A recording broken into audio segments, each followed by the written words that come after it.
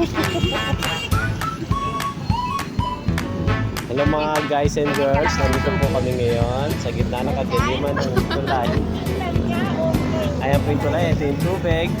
Ayan sila kumakain. Ayan na. Sila tapos na kumain, ikaw hindi pa. Asan ang isang kutsara mo? Oh. Ulam namin ay pork Asan stick. ang kutsara mo? Wala kang kutsara, hindi ka naging. Diba? Ano lang? Basta isa-isa lang.